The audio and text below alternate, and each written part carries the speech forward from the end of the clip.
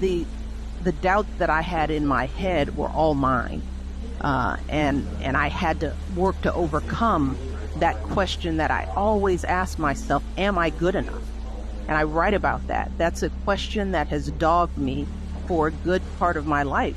Am I good enough to have all of this? Am I good enough to be the First Lady of the United States? And I think that many women, and definitely many young girls of all backgrounds, walk around with that question. But how I overcame that is how I overcome anything: hard work. So whenever I doubted myself, I just told myself, let me put my head down and do the work. And I would let my work speak for itself. And I still find that I do that. I still feel that at some level I have something to prove because of the color of my skin, because of the shape of my body, because of who knows how people are judging. But it takes some time and it takes some maturity to start having some successes under your belt where you realize, yes, in fact, I am good enough. Our first job in life is get to know ourselves. And I think a lot of times we don't do that.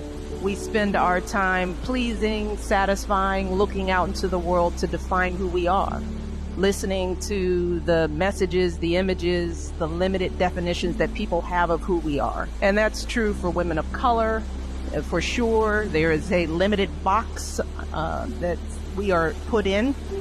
And if we live by that limited definition, we miss out on a lot of who we are. But it takes taking the time to know who you are to be able to deal with the onslaught of negative messages that you're bound to get. So for me, I came into this with a pretty clear sense of myself. And some of that comes with age, some of that comes with experience, some of that comes from being fortunate enough to have been raised by a loving mother, strong, focused, and a father who loved me dearly.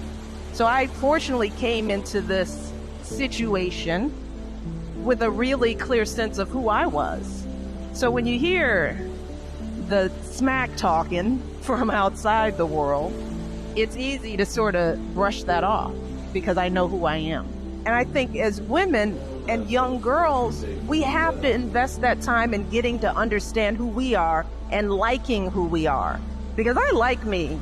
I've liked me for a very long time. So for a long time, I've had a very good relationship with myself. And we all like ourselves out here. But you gotta work to get to that place. And if you're going out into the world as a professional and you don't know who you are, you don't know what you want, you don't know how much you're worth, then you have to be brave. And then you have to, you have to count on the kindness and goodness of others to bestow that goodness on you when you should be working to get it on your own because you deserve it. I just got through picking this mango. It's the last one left on my tree, and I was so determined to pick this mango because the squirrels, if you'll notice, I'll turn the camera around, or what can I do? Yeah, I'm going to turn the camera around so you can see on the ground the ones that they've eaten. You see that? Right, if you see that, those eaten mangoes.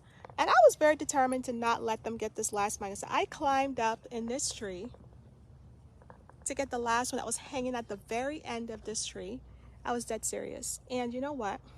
The last mango of my crop of the season, and I'm gonna keep this mango. It felt so good to grab this mango, like, you're not gonna take that from me, squirrels.